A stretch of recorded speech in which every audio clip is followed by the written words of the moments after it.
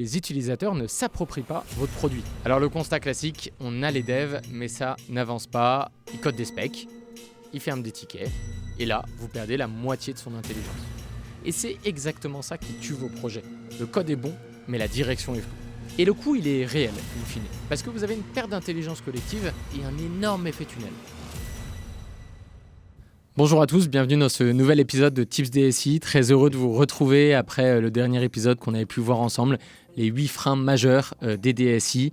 L'idée, c'était de voir dans cette précédente vidéo, si vous voulez la regarder, quels étaient les éléments qui pouvaient bloquer l'innovation aujourd'hui et qui empêchaient ces ETI, ces grands comptes, d'être vraiment à la hauteur par rapport à des startups qui, elles, shippent beaucoup plus vite des logiciels. Bref, si vous êtes DSI, CTO, chef de projet digital, vous le voyez au quotidien, on investit lourd dans la tech, mais on ne crée pas la valeur attendue. Et vous savez quoi ? C'est pas un problème de compétences, c'est pas un problème de mission. Dans cet épisode, justement, je vous explique pourquoi recruter des devs ne suffit plus. Comment transformer une équipe tech en moteur produit qui est capable de créer des outils réellement utiles, adoptés et alignés avec les enjeux business. On va vous donner 4 leviers très concrets aujourd'hui, un point de vue que vous lirez pas dans un Rex LinkedIn ou un post classique. L'idée, c'est vraiment de vous apporter énormément de valeur par cette étude. Alors le constat classique, on a les devs, mais ça n'avance pas. Alors recruter des développeurs, c'est trop bien, c'est une étape, mais dans beaucoup d'entreprises qu'on accompagne, le vrai blocage, il vient pas forcément du recrutement. Vous avez une équipe, elle est compétente, vous avez un backlog, des specs, des sprints. Techniquement, tout est en place pour que ça roule. Et pourtant, vous avez cette impression classique que ça avance pas vraiment, que les priorités changent tout le temps, que ce qui est livré ne répond pas tout à fait aux besoins, et surtout que les utilisateurs ne s'approprient pas votre produit. Ils contournent, ils ralentissent, et parfois même, ils s'en servent pas du tout. Ça, c'est le pire des cas. J'ai un cas assez concret d'ailleurs d'une application logistique qui était arrivée chez nous, qui n'a jamais été adoptée. En gros, c'était une entreprise industrielle qui voulait digitaliser un process de transfert entre sites. Les équipes terrain perdaient beaucoup de temps, les erreurs s'accumulaient, bref, tout était en gros un bon cas d'usage. Le besoin était réel, le projet était sérieux, on avait une équipe de 3 devs, un PO, le budget était validé, et 6 mois plus tard, l'outil est en ligne. Et résultat, personne ne l'utilise. Pourquoi ? Parce que c'est très simple. Les utilisateurs ont été consultés au départ, il y a eu tout un atelier de cadrage, etc., mais jamais impliqués ensuite. Donc le PO a transformé le besoin de manière très classique en backlog, les devs ont codé des écrans fonctionnels, mais personne n'a vérifié que ça collait encore au quotidien. Pendant ces 6 mois, le besoin il a forcément changé, le flux il a évolué, les contraintes réelles sont apparues à l'usage au bout de 6 mois, alors qu'elles auraient pu être anticipées et qu'on aurait pu mettre en prod l'outil semaine après semaine pour tester l'adoption des différentes fonctionnalités au fur et à mesure. Résultat, trop bien, on a un outil qui est bien codé, mais surtout qui est très très mal calé. Le fond du problème, c'est qu'on a une équipe tech qui a livré sans mission claire ni lien au terrain. Eh bien, vous savez que ça se rapproche d'une situation qui est vraiment réelle et que vous pouvez imaginer au quotidien. C'est comme si vous demandiez demain à votre architecte de vous construire une maison en lui donnant juste une surface au sol et une date de livraison. Et bah nickel, la maison il va vous la construire. Mais si votre famille elle a grandi entre temps, si vous vouliez une terrasse au soleil ou si finalement le terrain est en pente, bref, si le plan tient plus, bah dans le digital c'est exactement pareil. Un besoin métier c'est pas figé, ça évolue au rythme des opérations. Et si vous découpez un besoin à l'instant T et que vous transformez en backlog et que vous revenez 6 mois plus tard avec un livrable, et ben vous aurez forcément une problématique que ça ne correspond plus exactement aux besoins. Et le pire, c'est que vous ne le verrez pas tout de suite parce que l'outil fonctionne en soi. Le projet il a été livré à l'heure. Mais si personne l'utilise, si les équipes reprennent Excel ou créent des automatisations de leur côté, c'est pas un projet réussi, vous n'avez pas créé de valeur, vous avez juste codé un objet qui est technique mais qui est déconnecté du business. Et c'est pas un problème de compétences. Encore une fois, les devs ont fait leur travail, le PO a suivi les bonnes pratiques agiles, mais l'équipe n'avait pas la mission, ni l'objectif métier mesurable, ni la proximité avec les utilisateurs. Et c'est exactement ça qui tue vos projets. Le code est bon, mais la direction est floue. Et dans ce genre de contexte, les développeurs deviennent des exécutants de spec, alors qu'ils pourraient être des accélérateurs de décision, des simplificateurs de valeur. Résultat, vos devs s'usent, vous perdez du temps, et la DSI reste perçue comme un centre de coût, même quand elle livre. Alors donc le vrai problème entre nous, c'est l'absence de mission produit, et c'est surtout l'absence de communication avec les développeurs de cette mission produit. Donc dans beaucoup d'équipes, vous l'avez compris, c'est pas le dev qui bloque, c'est pas un problème de tech. Le vrai sujet, c'est que vous n'avez pas structuré le projet autour d'une mission produit qui est claire. Vous avez peut-être des développeurs qui sont compétents, vous avez un PO, des sprints, des specs, mais personne dans l'équipe sait vraiment le problème qu'on essaye de résoudre avec le produit final. En gros, dans toute l'évolution des projets digitaux, on est passé du chef de projet au PO, mais ça suffit plus.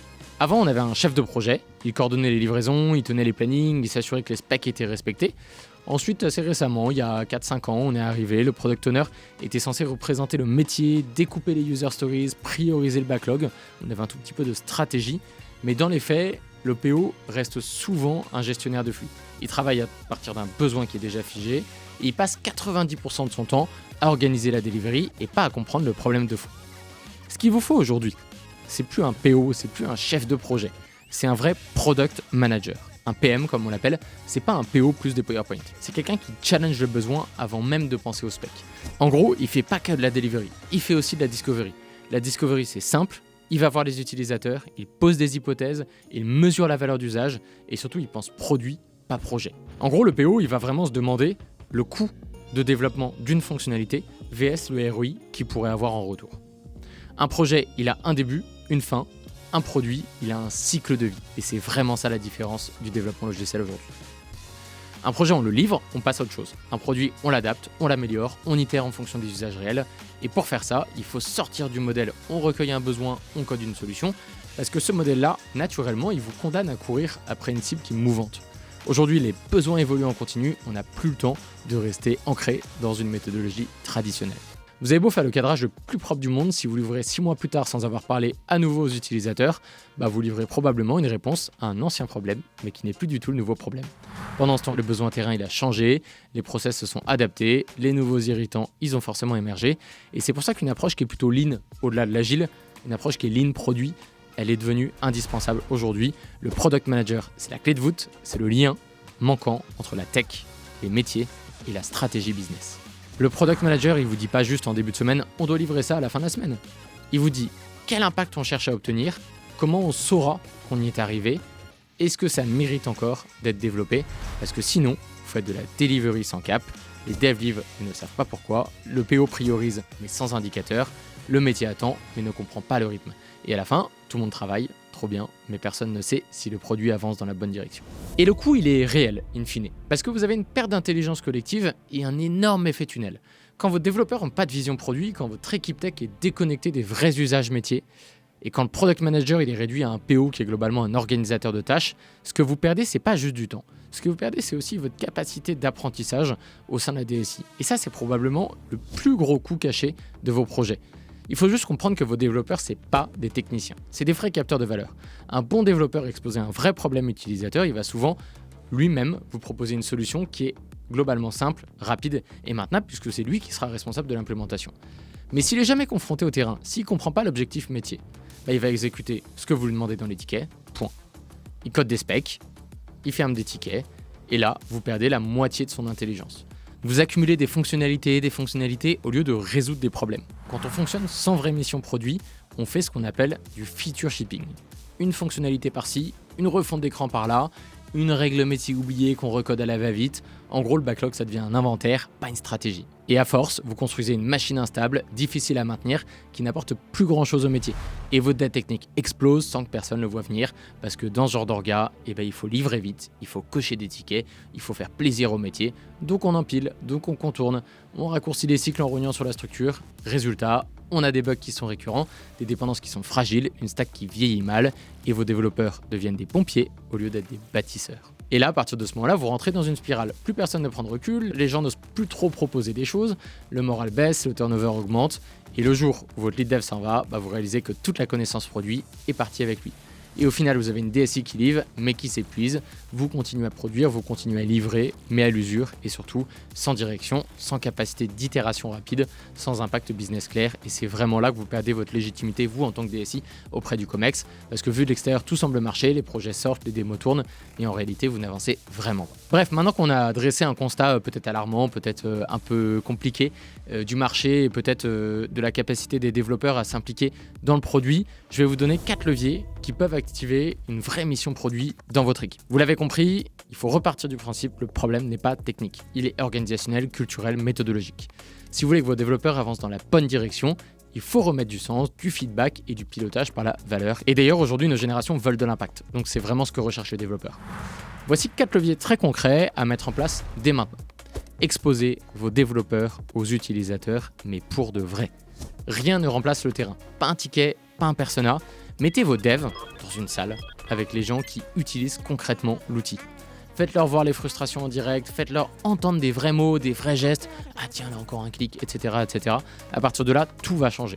Le code devient beaucoup plus intelligent, les arbitrages seront plus simples, la qualité montera dans votre code sans que vous ayez besoin de l'imposer. Deuxième axe pour progresser là-dessus, formulez une mission claire, mesurable et métier. Une mission, c'est pas livrer la V2 du back-office RH, mais c'est faire en sorte de construire un produit qui réduise de 40% le temps de traitement des demandes internes RH. Ça, c'est du pilotage par la valeur. Une bonne mission produit, c'est un objectif métier, un impact mesurable. Un cap, en gros, que tout le monde peut garder en tête. Une mission bien définie, c'est le meilleur moteur d'autonomie pour vos équipes. Troisième axe pour faire en sorte que vos développeurs soient impliqués dans le produit. Responsabilisez l'équipe sur l'impact et pas seulement sur la livraison. Arrêtez de mesurer la vélocité des points par user stories. Commencez à mesurer l'adoption, l'usage, les retours terrain, les KPI. Est-ce que les utilisateurs se servent vraiment de ce qu'on a livré? Est-ce que ça leur a simplifié la vie? Est-ce qu'on a atteint le résultat visé? Et ce sont ces chiffres-là qui doivent piloter le cycle suivant. Quatrième et dernier tips, donnez une zone d'autonomie technique cadrée. Laissez à l'équipe la possibilité de proposer, d'expérimenter, de simplifier, mais surtout dans un cadre qui est clair. Pour ce cadre, vous donnez les priorités business, les indicateurs de succès, les contraintes non négociables. Dans une DSI, vous avez des contraintes de sécurité, de RGPD, d'infra. Et avec ça, ça ne sera pas du chaos. Alors en résumé, qu'est-ce qu'il faut changer? Un backlog n'est pas une stratégie. Un PO n'est pas un product manager. Un sprint livré n'est pas un projet réussi. Ce qu'il vous faut, c'est une équipe alignée, exposée, responsabilisée. Vos développeurs ne demandent pas plus de tickets, ils demandent une raison de coder. Bref, pour conclure cet épisode du Tips DSI, recruter une équipe technique, c'est vraiment important, mais si vous lui donnez ni cap, ni lien au terrain, ni indicateur d'impact, vous n'avez pas une équipe produit, vous avez une usine à livrer qui s'use dans le vide.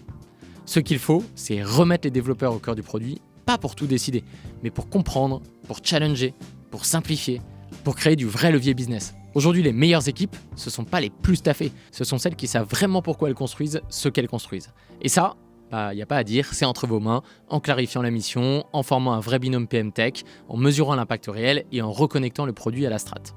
Un projet livré, c'est bien, par contre un produit utilisé, adopté, qui évolue, qui itère dans la bonne direction, c'est là que la vraie valeur commence. Si cet épisode vous a parlé, partagez-le à un collègue, un partenaire, un CTO, un PM, quelqu'un qui galère peut-être en ce moment avec ce sujet.